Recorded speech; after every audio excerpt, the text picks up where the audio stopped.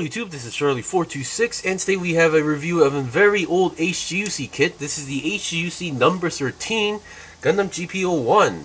I'm not even going to try to pronounce the name that starts with the Z thing, but yeah. I'm pretty sure you guys are wondering why am I reviewing this very old kit at this point. And yes, I know this needs a HGUC revive, yada yada. The Master Grade also needs a 2.0. Yes, I agree. It's eventually going to happen. It took us years to get a Master Grade Alex 2.0. This is also gonna take some time. But either way, the main reason why I'm reviewing this is a few reasons. Number one is that I was pretty curious regarding this kit. Now, because I would sometimes go check out some manuals of old kits on the internet, and this one seemed pretty okay for its time. I mean, it seems to have some elements where we don't really see too commonly with other old HGUC kits. Number two is that recently this has arrived, the Robot Damashii GP01 Ver Anime. I've been playing around with this figure and it is amazing, and I wanted some, and I'm going to be reviewing this tomorrow, and I wanted something to compare it with, and which is why I'm reviewing the HGUC version. And some of you guys are saying, well, why am I like reviewing or comparing it with the old one? Why won't I go with the RG version? Number one, I'm not a big fan of real grades or RGs. Number two, I don't consider them to be playable. Now, granted, some people are going to say, no, they're highly playable. Their playability is amazing. Yes, I get it. I'm not saying that they're not posable or anything. Their articulation is obviously much more better than the high grade. Is that I really don't like the feeling when I'm touching the real grades. They kind of feel unstable. Or because of their very stiff tightness joints, I always feel like I'm going to break something. Even though I'm not going to break anything, it's still that feeling is still there. So I really don't like that uncertain feeling about that. So which is why I'm going with the HG for now. So yeah. And if you see my YouTube channel, you will see me barely review RG kits. At this point, I only reviewed like 2 or 3 of them, I believe. Okay, so as usual, we're going to be doing our usual way of reviewing for kits. So first of all, what you get, of course, is obviously the mobile suit itself, and then you get 2 multi-purpose hands for left and right, and then other components are right over here. Keep in mind, this kit is a very old kit. It's one of the first few HG kits that came out. It's number 13, so which is why we have this really garbage plastic beam saber. No as a single piece, no clear parts, just a single white stick. A lot of old HGUC kits did this a lot. I forgot which HGUC kit started to give out pink clear color beam sabers. I kind of forgot. And then here we have the machine gun. I think this was the bolt pump machine gun. And then we get its typical beam rifle, or not typical, I mean its unique beam rifle. Now this thing does not come with the beam bayonet effect part. So yeah. And then we get a right trigger hand, only one. And then we get a shield connector for the shield. Yes, and this blue section, as you can see, is a sticker. Very bad. There's no folding gimmick. The handle is just there. And then finally we get a core fighter. This thing does not fold up. This is just literally a core fighter. So if you want to detail up, there are some panel lining opportunities here and there. Yeah, even the cockpit is not even clear. It's just a gray plastic. Which is kind of, oh well. But it's good to know that they do give you out a core fighter, because I don't think we actually have HG size core fighters that often. So yeah, there's nothing to show, so I'm just gonna put this away. Alright, so let's get on to the review. Oh yeah, other than that, there are some leftover parts, which is not much, exactly one, I think it's one, yeah, only a single polycap. And then here we have a sticker sheet. As you can see, I did not use everything. I pretty much did not use the red ones. I used the ones for the shield and the eyes. This one's supposed to be the crotch area, and then these red line stickers I was going to use, but they seem to be a little bit too, how should I say, wider than the area of the area. Yeah. So I'll show you guys what I mean by that. Alright, so let's get on to the review. So first of all, I did some panel lining and a little bit coloring on some areas, because some parts, or that V symbol on the chest, they don't give you a sticker, and it comes in plain blue as the main body piece, which is why I used a gold Gundam marker to color that area. Okay, let's go with some articulation. Now this is a very old kit, so it's not as good as a typical HG kit would have these days. It's very old, so yeah. Okay, so we have the head. I forgot to panel line the faceplate, but yeah, and there's the vents I panel line. The head, anyway, it seems okay for its time, and then it can go down that much, up that much, and then 360 twist should be possible, and the V-fins still have those safety nubs. Even the antenna on the top had a safety nub. I just cut that off because it really looked bad. And then, oddly enough, even for the old kids, they don't give you stickers for the head cameras for back and forth. They're just plain white at this point. And the neck joint is supposed to be a polycap neck joint. And then let's get the backpack. Actually, the backpack seems okay. It's pretty basic. There's no stickers, but the thrusters do move a little bit. And then we have the beam saber hilts right over here. Now you might be wondering, oh, can't you take out the beam saber hilts and then attach a beam saber effect part to it? Well, here's the thing. It's the opposite way. So there's no hole, and yeah, this is not how that works. So yeah. But the way how these things are attached are with ball joints, which is why they might move a lot. Yeah, they're pretty wobbly at this point.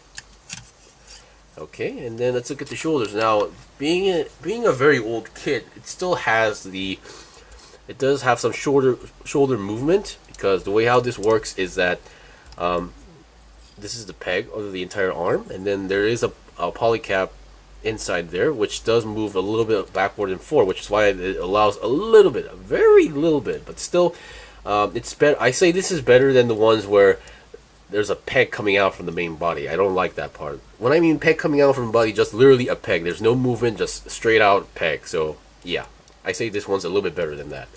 But other than that, the arms can move to the 90 degrees to the side almost, and then 360, you can twist the arm entirely 360, and then you still have a 360 twist, yeah, on the arm. But of course, the lower arm and the upper arm kind of moves separately, and then you have an only 90-degree bend, and then you have a hole under the arm for the shield connection. There's actually one each for each arm, so yeah.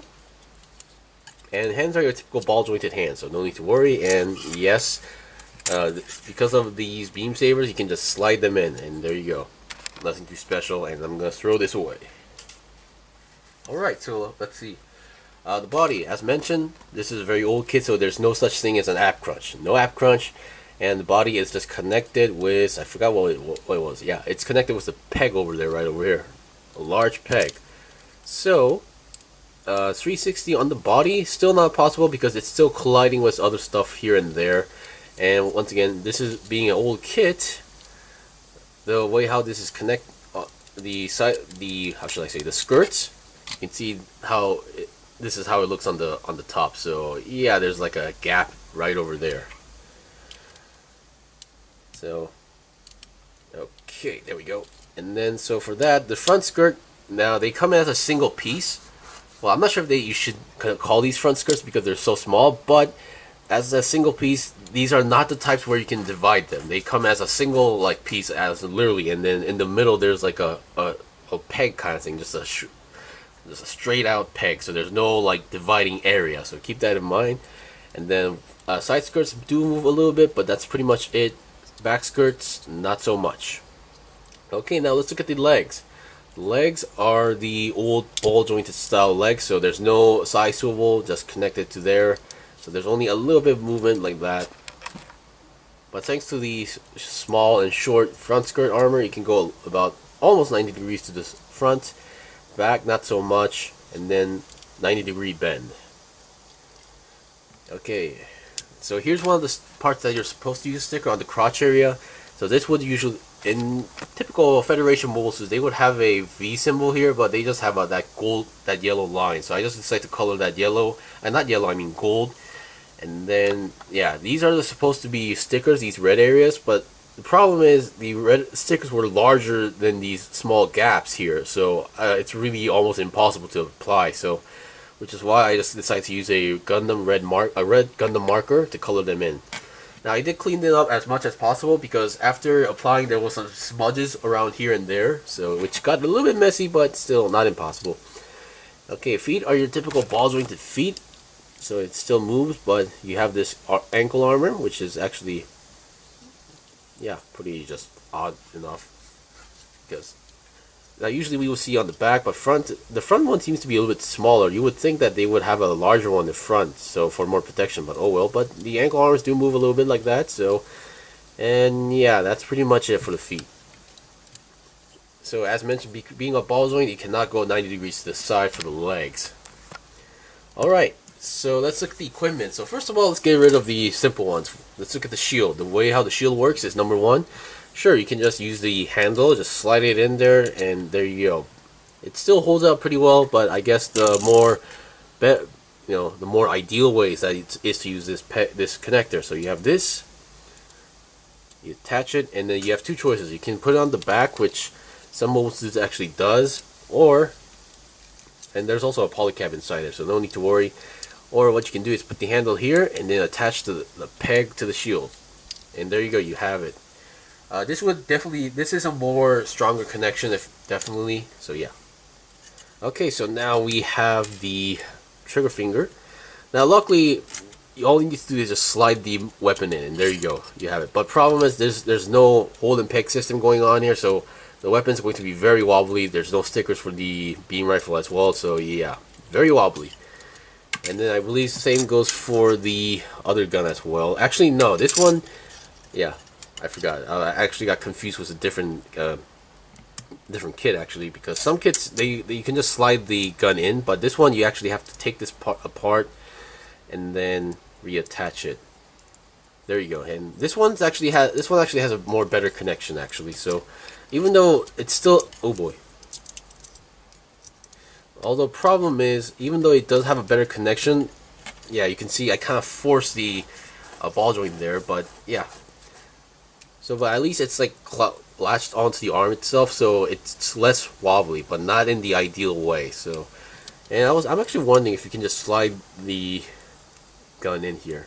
Nope, you cannot slide in the beam rifle into the multi-purpose hand. So yeah, if you want, so I think I'm going to leave it with the machine gun because it's a more stable connection, because I had the beam rifle just fall off the hand multiple times. So yeah. So that's pretty much it for the review. So this is a very old HGUC kit, but I say for its time, it's one of the okay ones, even for being old. And of course, there's going to be a lot of stuff that you need to do to make it look right, but yeah, I mean, so this is going to look very bad when I compare it with the Robot Damashii version, but that's just how it is. It's a really old kit, and yeah, I really admit I would love to see a revived version of the GP01, GP01 full burn. GP02, I'm not really too sure, because that kit I actually do have as an HGUC kit, and yes, I have pre-ordered the Robot Damashii version as well, but that one was actually pretty okay, despite there's some stickers on the head and the shoulders. Other than that, it's a pretty good kit at this point still, I would say. And then the GP03, definitely I would love to see a revive. Heck, even I would try an RG of the GP02 if possible, but yeah. Anyway, so thank you for watching the review. This was the review of the HGUC GP01. It's a pretty old kit, but I say, like, it's still okay to buy. I mean, it's old, but I mean, if you don't want to buy the real grade version or the Robot Damashii version, this is your only choice. So anyways, thank you for watching the review. This was the review of the HGUC GP01. If you guys got any questions or requests, leave a comment below. I still have more stuff to buy and build and make reviews out, so please stay tuned. Until then, see you guys next time!